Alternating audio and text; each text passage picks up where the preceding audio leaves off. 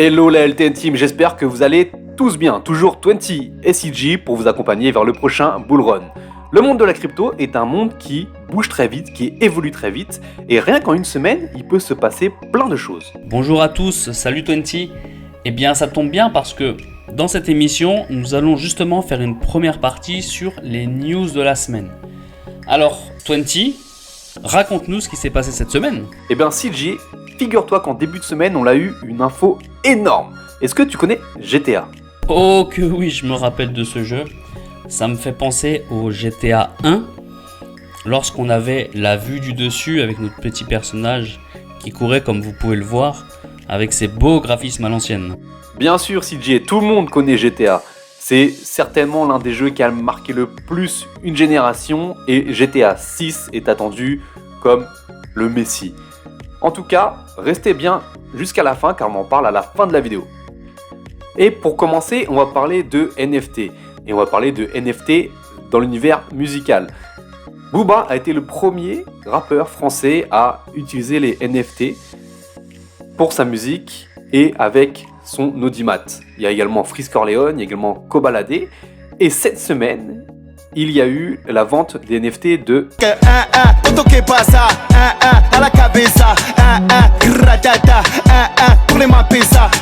Oui, on parle bien de Jul. Alors, il faut savoir que le premier rappeur à l'avoir fait, on l'a dit, c'était Booba. Jul, aujourd'hui, avec la nouvelle génération, il a une fanbase qui est énorme. Il n'y a qu'à voir son dernier clip sur YouTube, il a fait 12 millions de vues en 3 semaines. C'est juste exceptionnel.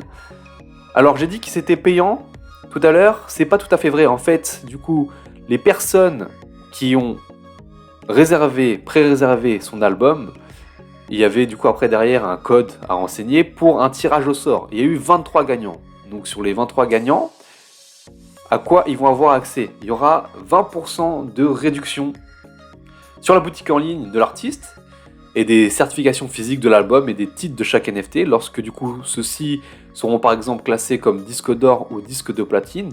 Et chose énorme, on parlait tout à l'heure des 12 millions de vues en 3 semaines sur son dernier clip. Et ben ces 23 personnes, ces 23 détenteurs de cartes NFT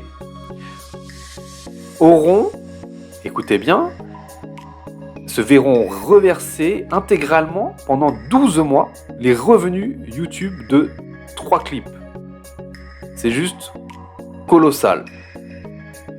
Vraiment colossal et c'est un nouveau pas en avant pour les NFT. C'est encore une nouvelle pub pour les NFT, une nouvelle pub pour la crypto-monnaie quand un artiste aussi connu avec autant d'effets se lance sur le segment et permet de mettre en lumière encore l'écosystème. Alors après, il faudra suivre comment ces NFT sont gérés parce que dans le business plan, dans la stratégie de Jul, quand les NFT seront revendus, il y aura 10% qui lui reviendront de la valeur et 50% qui seront reversés à l'UNICEF.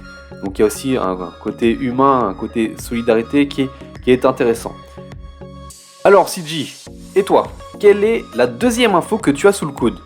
Nous allons rester dans le monde des NFT, mais cette fois dans le domaine du football, avec la signature de Kylian Mbappé en tant qu'ambassadeur de Sorare. Sorare, c'est un jeu de football fantasy avec des cartes à collectionner. Ces cartes sont des NFT avec lesquelles on peut jouer et aussi on peut obtenir des récompenses. Nous avons déjà parlé de ce projet sur notre compte Twitter. C'est un jeu que nous affectionnons tout particulièrement. Dites-nous en commentaire si ça vous intéresse une émission spéciale Sorare avec une présentation complète. Pour revenir à Kylian Mbappé, pouvoir signer un ambassadeur avec ce potentiel, que ce soit sur le plan sportif ou le plan marketing, c'est incroyable pour Sorare et ils vont pouvoir bénéficier de toute son aura à l'international. Parce qu'il faut savoir qu'aujourd'hui Sorare est vraiment axé sur le football, mais est en train de se diversifier de manière à faire rentrer de nouveaux sports. Il y a aussi la connexion française, puisque Sorare est une start-up française. Elle fait partie des leaders des licornes françaises. Pour expliquer ce terme de licorne, c'est un terme que l'on utilise pour les start-up qui sont valorisées à plus d'1 milliard de dollars. Dernier point suite à cette news, il y a un tirage au sort afin de gagner 3 cartes de Kylian Mbappé. Nous allons aller voir en direct le prix d'une de ces cartes pour voir que c'est un cadeau d'une valeur non négligeable. C'est fini pour cette news. 20, je te rends la parole. Autre info, celle-ci nous ne l'avons pas reliée sur notre Twitter quand c'est arrivé dans la journée de jeudi. MicroStrategy, dont on avait parlé sur notre analyse Bitcoin, qui avait déjà acheté des milliers de Bitcoin l'an dernier, a racheté en plein hiver crypto 480 Bitcoin. Aujourd'hui, ils ont pour l'équivalent de 4 milliards de dollars de Bitcoin dans leur portefeuille. Alors, qu'est-ce que ça nous montre ? Ça nous montre tout simplement que c'est quand le marché est au plus bas que l'on crée des fortunes. Pourquoi ? Parce que si des gros acteurs comme MicroStrategy accumulent à ces niveaux-là, c'est que eux pensent, ils ont foi en Bitcoin. Ils ont peut-être aussi des infos que nous, on n'a pas. Donc, accumulons la LTN Team. Une nouvelle news maintenant en direct de chez Solana. Ça pourrait être quelque chose de révolutionnaire. Pour le moment, en tout cas, c'est unique en son genre. Solana annonce le lancement d'un smartphone pour 2023. Alors, on va regarder tout de suite la présentation ensemble. La présentation qu'ils ont fait par vidéo. Autant nous ne sommes pas des grands fans de Solana, surtout de sa blockchain qui s'arrête de temps en temps. Néanmoins, il faut reconnaître qu'en termes de marketing, qu'en termes de communication, de branding, ils sont vraiment bons. En plus, ils utilisent les mêmes couleurs que nous dans leur branding, donc nous validons totalement. C'était une belle vidéo de présentation. Maintenant, il va falloir attendre d'en savoir plus et d'avoir de nouvelles informations avant sa sortie. Ce que l'on sait pour le moment, c'est que c'est intégré sur la blockchain Solana, qu'on peut réaliser des transactions sur le Web3, qu'on peut gérer des actifs numériques et notamment des NFT et qu'il y aura un wallet intégré. Bon, jusque-là, tout ça semble logique. Maintenant, à voir, à suivre comme projet. Néanmoins, ça peut être quelque chose de très intéressant.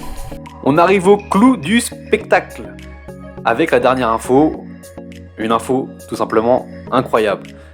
C'est celle-ci. Si elle se confirme, parce que pour l'instant ce n'est qu'une rumeur, mais alors si elle se confirme, c'est juste énorme. On en parlait du coup le week-end dernier sur notre Twitter. Oui, on s'est peut-être un peu emballé, mais en tout cas l'un des plus grands jeux de l'univers intégrerait les cryptos dans son univers de jeu. On parle de GTA 6, le successeur de GTA 5. GTA 5 qui est sorti en septembre 2013 de mémoire. Donc ça fait quasiment 10 ans. Et c'était sur PlayStation 3 qu'il est sorti. On en est à la PlayStation 5 tout de même. GTA 5 a été vendu à 160 millions d'exemplaires. C'est juste énorme. Et aujourd'hui, le jeu surfe sur son mode en ligne. C'est-à-dire que ça fait 5 ans que les gens, même plus de 5 ans, que les gens ne font que jouer en ligne. Parce que il n'y a pas de add-on, c'est-à-dire qu'il n'y a pas d'histoire en plus qui peuvent se jouer hors ligne. Tout le monde joue en ligne. Et du coup, sur le mode en ligne, il y a des échanges qui se font avec la monnaie du jeu. D'accord ? Maintenant, imaginons que la crypto-monnaie fasse son entrée dans ce jeu vidéo et que du coup, les échanges ne se fassent plus avec une monnaie virtuelle, mais avec une véritable monnaie. Que chaque joueur soit détenteur de la voiture qu'il a dans le jeu, du personnage qu'il a créé, de l'avion qu'il a acheté, de l'appartement qu'il a acheté dans le jeu. Qu'après, il puisse le revendre à quelqu'un d'autre en faisant une plus-value, etc., etc. C'est vraiment un univers, du coup, métaverse que l'on pourrait retrouver dans GTA. Nous avons fini pour les news de la semaine. N'hésitez pas à nous faire un retour dans les commentaires. C'est une rubrique qu'on va mettre en place tout au long de notre aventure. Peut-être pas systématiquement sur une grande plage horaire comme aujourd'hui, mais peut-être au fil de l'eau. Néanmoins, suivre l'actualité est quelque chose de très important. N'oubliez pas également de vous abonner et d'activer les notifications pour être informé des prochaines sorties de nos vidéos. N'oubliez pas également le petit pouce, ça c'est la petite récompense pour notre travail. Et maintenant, on va passer à la partie sur l'analyse technique. Pour démarrer cette analyse technique, on va voir une notion ensemble. On va commencer vraiment par le commencement, c'est-à-dire présenter un petit peu les bases rapidement, vraiment quelque chose de simple, clair et rapide, de manière à ce que petit à petit, en amenant une base, plus une autre, puis une autre, tout le monde puisse suivre et comprendre et avec le temps se perfectionner sur l'analyse graphique. Alors aujourd'hui, on va partir sur un cours vraiment très simple, à savoir les supports et les résistances. Vous pouvez voir à l'écran, on va partir en bas à gauche. La courbe en noir, c'est la courbe du prix. Ce qui est en bleu, ça s'appelle un support et en rouge, une résistance. La fonction d'un support, c'est un point qui est touché plusieurs fois par le prix, une même zone sur laquelle le prix rebondit. Un support, on peut imager ça avec un sol, le sol de notre maison par exemple, un sol sur lequel on marche. Le support, c'est la même chose, le prix rebondit dessus, marche dessus. A l'inverse, une résistance, on peut imager ça avec un plafond. C'est quelque chose où, si on touche en haut, on rebondit. Donc on voit que le prix a touché une fois, deux fois, puis l'a cassé une troisième fois. Il faut savoir qu'un support et une résistance ne seront pas éternellement des supports et des résistances et seront cassés à terme. Et lorsqu'une résistance est cassée, elle est en général retestée, ça veut dire retouchée, mais cette fois vers le haut. Et si le prix retouche cette zone puis remonte, cette fameuse résistance devient désormais un support. Et on va attendre de trouver une nouvelle résistance. Ça, c'est vraiment des points basiques de manière à pouvoir lire graphiquement le prix. Maintenant, on a vu le cours théorique, on va passer à la pratique directement sur un graphique. On se retrouve donc ici sur le graphique de l'ETH.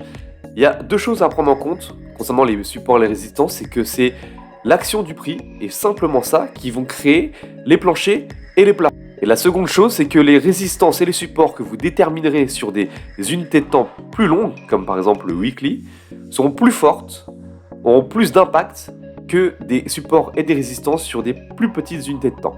Ici, sur l'ETH, qu'est-ce qu'on voit ? On voit ici en vert, enfin en gris avec entouré de vert, des supports et des résistances qui ont été tracés en weekly. Donc on voit que le prix réagit plusieurs fois sur ici la résistance avant de casser vers le haut. Et après, cette résistance devient un support. Le prix revient ici sur le support pour repartir vers le haut, retester du coup une nouvelle résistance qui a été créée par l'action du prix. Et on voit, vous pouvez voir comme sur le schéma qu'a fait Jérémy tout à l'heure sur la théorie, vraiment c'est rebond entre support et résistance. Bien sûr, il y a une chose également à bien prendre en compte, c'est que les supports et les résistances ce sont des zones en fait. C'est pas un prix précis, ce sont des zones.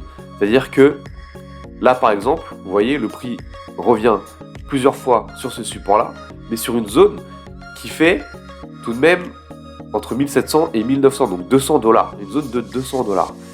Mais ça c'est une notion à bien prendre en compte. Et du coup, juste avec cette notion de support et des résistances, qu'est-ce que nous dit l'ETH aujourd'hui ?